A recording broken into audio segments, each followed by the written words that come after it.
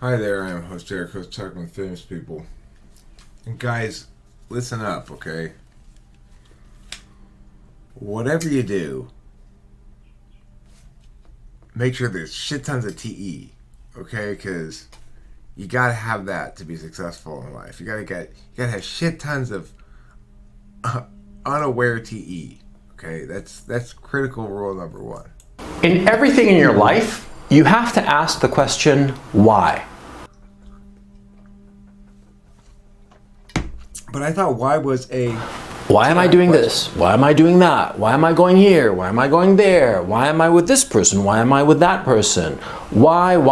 The why is the question. Why are you doing something? Now, of course, if you're doing something worthwhile, every time you ask why, the why question, the answer will spring up immediately. Like, for instance, as a hypothetical example, why do I do exercise every morning? Well, so that my body is in good physical condition and my mind is in good shape, and so that I'll live longer and have a happier, healthier life with less illness when I come to the end of my life. Okay, first of all, that's not a hypothetical example, that's an actual example. But second of all, why are you exercising? Why are you exercising every morning to gain benefits at the end of your life? It doesn't make any sense. That's just time wasted. I mean, by the time you're 90 years old, you're not really going to be doing anything interesting anyway. If you want to be all why-y about it. The thing is, why is normally a TI question. But the way this guy frames it, it's TE. Everything's got to be part of a goal. Now here's the deal. Why am I doing this right now? The answer does pop to mind. Because I feel like it. I mean, do you think that's an adequate answer to his why question? Probably not. According to him. Let's see. That's a great reason. A bunch of great reasons there. So never be afraid to ask the question, why? Why am I doing this? The question, though, of why, essential though it is, young guys today, I'm sorry, I mean, a lot of my audience are young guys. I'm going to ask you, are you guys stupid on purpose, or do you take a class to be stupid, or is it like a natural talent? Were you born stupid? Because how many guys are in fucking relationships and they have no idea why they're in it? It's sort of like they were walking along, or better yet, they were like flying along, like a little butterfly. They were flying, and then they were caught in this butterfly net. Oh my God, I'm caught in a butterfly net. It's a butterfly net called a relationship. What the fuck? Huh? See? A relationship has a purpose for a guy. Girls just want to be in relationships, okay? Guys need to have a reason to be in a relationship because most guys are perfectly happy to be on their own. Ask 9 guys out of 10. What do you prefer? To be in a relationship with all the stress and strain that entails, or do you prefer to be at home watching football, scratching your balls and drinking back beers or scotch or whatever your drink may be? Ask 10 guys. 9 are going to say, well, scratching my balls and watching TV sounds pretty good, and there's going to be beer, I'm there. Yes, of course, because guys don't like relationships, and yes, I know, they're like a chainsaw outside. I think they're chopping off the limbs of I don't know who. Just as long as they clean up the blood afterwards, I'm perfectly fine. Anyway, guys have to...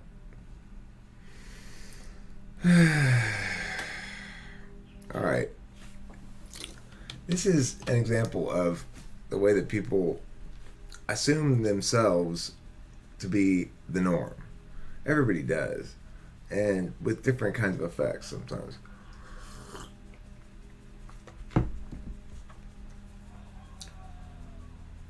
It took me a long time to believe when people would say that they didn't understand me, or they needed me to explain it again or something. I thought they were just pulling like debate tactics. I'd get frustrated. Because I just assume the norm of language processing in real time is much faster and more sophisticated than it is. So, I'm just talking about just any old people in the world, basically. I'm learning this with Kim still. I'm still learning this. The extent to which we assume ourselves to be the norm. The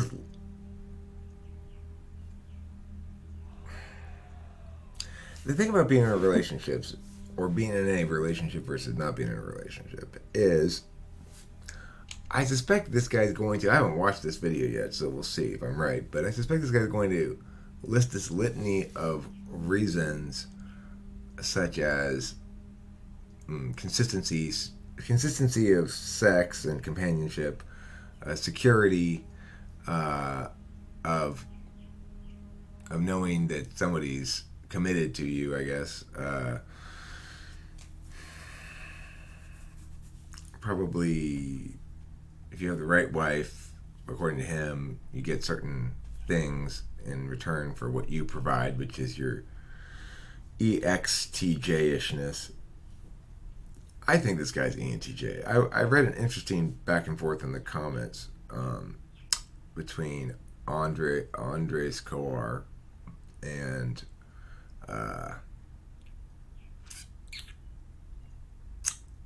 what was the other person's name? Who was that guy?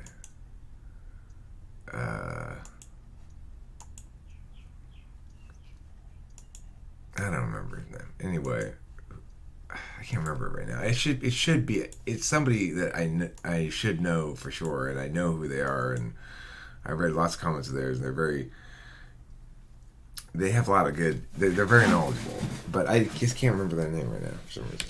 Anyway, it was Andres Coar and that guy, and they had an interesting back and forth about whether this guy's an ESTJ or an ENTJ. I'm pretty convinced he's an ENTJ simply because everything's so NI, except for an occasional example which he uses as an example. It's almost all NI, very little SI. ESTJ would sound like this. It would be like, well, like, here's the thing my dad told me about women. He's like, son, the simple rule. If a woman tells you she is on contraception, do not believe her. She's trying to get you to get her pregnant, so you have to marry her.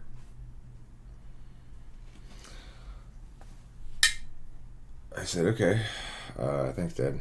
I'm pretty sure that's not how it works, but okay.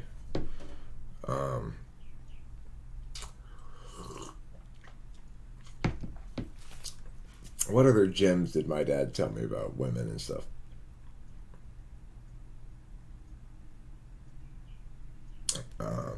Stop sitting like that. You look like a fag. I hear things like that occasionally from him. It does sound kind of like this guy, you know. But the other thing I'd hear from him was stuff like, now, son, let me talk to you about the oil. So, you need to check it, you know, maybe every 2 weeks, maybe every week. You're going to need to change it every 3,000 miles. Don't try to push it. There's no reason to push it, okay? Just get it. We're going to get it changed right at 3,000. Now, listen. Are you looking? Are you looking over here? This is the dipstick. Yeah, I know we've talked about it before. I know we have. Well, what is the takeaway? Okay, well, you remember that one. Good. Anyway, look at the color of this oil. What do you see? It's oil colored? I don't know. What am I supposed to be looking at here? It's clean, son. It's clean. Why do you think this oil's clean? Because it's new? Because I changed it. Which is what you need to do. Now, I'm not even going to bother showing you how to do that. I don't even do it myself anymore. It's not worth the time. I just take it down to the shop, and even when there's nothing wrong with the car, I like to take it down to the shop and ask them to look at it to make sure it's okay.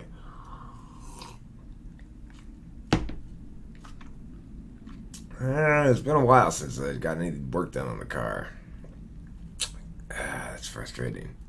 I really like to get work done on the car. It's kind of running a little ragged. I think I better take it down. I mean, this guy just, I don't know. When I think about, my dad doesn't really, he tells a lot more stories about his own experience. A lot more SI. Now, this guy does have some example stories. It's conceivable he could be ESTJ, I guess. There are similarities between ENTJ and ESTJ, but it's so much NI all over the place. It's crazy how much NI there is. Alright, let's go back over to this thing I was watching. Ask why they're in a relationship. Guys have to understand why they would want to be in a relationship, and that includes you. You see, there are essentially 3 reasons to be in a relationship, and only 3. And they're very simple. One is sex. You get regular sex, that's good. The second reason, domestic comfort. Somebody to come home to, and everything's nice and tidy, your shirts are ironed, the food is warm, and plates on the table, and you're good to go, and then you can eat and get your beer and watch TV, and then have sex later. Those are the 2 reasons, and the third one is children. See, a relationship that is going forward without these 3 elements is pointless. Okay, if you're not getting laid.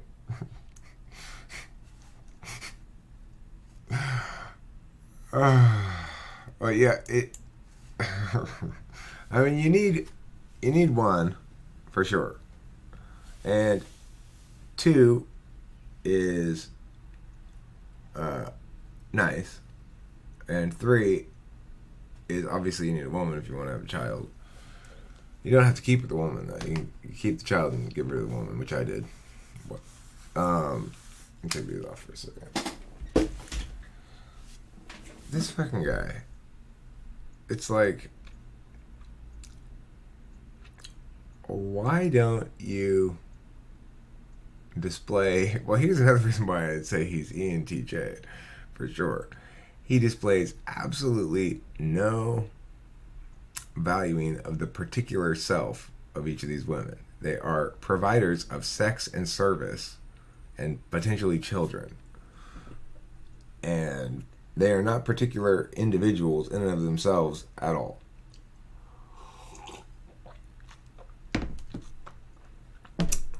I mean, I wonder what this guy thinks I am. I want him to classify me. Am I a beta orbiter? Am I a white knight? Am I a cuck? Well, I know I'm not a cuck by his definition. I mean, I don't really... I don't self-identify as an alpha in any sense. I don't like this guy, I mean, I don't hate him. Obviously, I enjoy watching his videos, or I wouldn't be watching him and responding to him so much. But he's such a character, His opinions are so fucking asswipey. But he's right about half the time. And, he's wrong the rest of the time. But he's also the type who's way too practical to mix it up with me at all, It's like he's thinking, that's not a battle he wants. That's not a battle he wants. I'd love to chat with him. It doesn't have to be a battle. It could just be a conversation. But I mean, I've got fairly strong counter opinions to his, and I'm not the straw man he wants me to be at all. So I'm sure he doesn't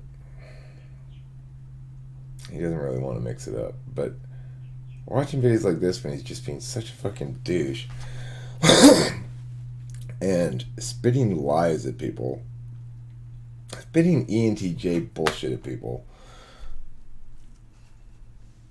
it's there. This is a fat... I am a lazy tiger. This is a fat handicapped deer. If you're not having domestic comfort, and if you're not having children, then you have to ask yourself, exactly why are you in the relationship? You see, girls, women, they fuss over a relationship and talk about it endlessly, okay? I mean, they fuss over a relationship as if it were a child. And it's because of their natural instinct. Because, see, they are fussing over the relationship and making sure it's okay and everything is going fine and all the rest of it, precisely in the same way as they will fuss over the child that you will have later on together. It's their natural function to have children. And those who deny the biological imperative of women are fools, all right? Women are fussing over the relationship as preparation to fussing over the child. A guy doesn't give a shit about a relationship. All he cares about is getting laid, getting a nice meal, and eventually having kids. Because I'll tell you from experience, see, you might not want a kid when you're young. You might think that a kid is going to be a hassle or a tremendous responsibility and all the rest of it. But when you have a kid, it gives you a reason for being. It gives you a strong incentive to move forward in the world. Having a kid is one of the most wonderful things on one hand, because your heart breaks every time you see them. And on the other hand, it is a great motivator. It sticks like a little hot chili up your asshole and gets you going, okay? Because you want to provide for your kids, right? So if the relationship is not providing these three elements to you, sex, domestic comfort, and children, you have to ask yourself why you're in it. You see, because these three conditions, they are all necessary, and each of them in turn is sufficient. Individually, none of them are sufficient conditions. It's the common. Children are not necessary. I know people who don't have kids who are perfectly happy not having kids. I thought it was important for me to have a child, but then I'm damn sexy. I'm like fucktard here. If you're a woman viewer of this video, do you think that guy is like hot? Could he bed you? Could he successfully get you? I want to hear from any women viewers about this douchebag. Because the thing is, I'm very conflicted about the whole sexual marketplace thing, model and understanding and actuality, right? It's like, it's a little frustrating that women insist on validating the stereotype all the time, you know? But they're not all like that. But you gotta know what you want, and that's fair. It's sort of implicit and fair, and why NTPs, or ENTPs at least, probably, they don't necessarily start off slaying the puss. I certainly didn't. And, you know, obviously, things, you know, what this guy says is, looks don't matter, money doesn't matter, you can get any chick you want. That's what he says.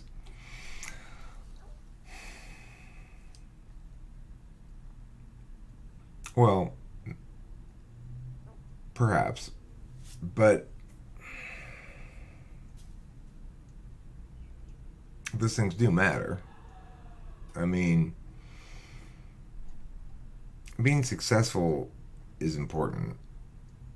Being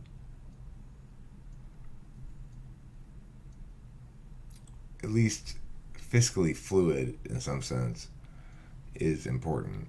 Having a car is important. Having a job is important, you know, as opposed to being unemployed and not having a car. Well, you know, you're going to be less appealing to women, obviously.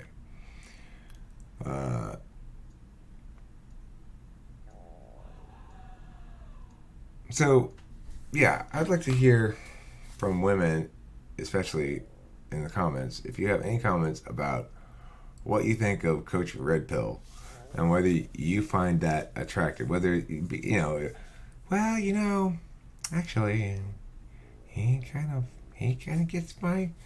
buzzes my buzzer. He does. That's how women talk. It's fine if he does. I'm just saying, explain that to me. Like, if you are a woman and you think you could, you know, I gotta admit it, this guy could definitely, you know, be directed attention to me. He could bed me too, I'm sure. Why? Like, how? Like, what the fuck? I want to know. If you have an answer for me, that'd be great. Thank you for watching Talking with Famous People. Don't forget to eat plenty of cheese.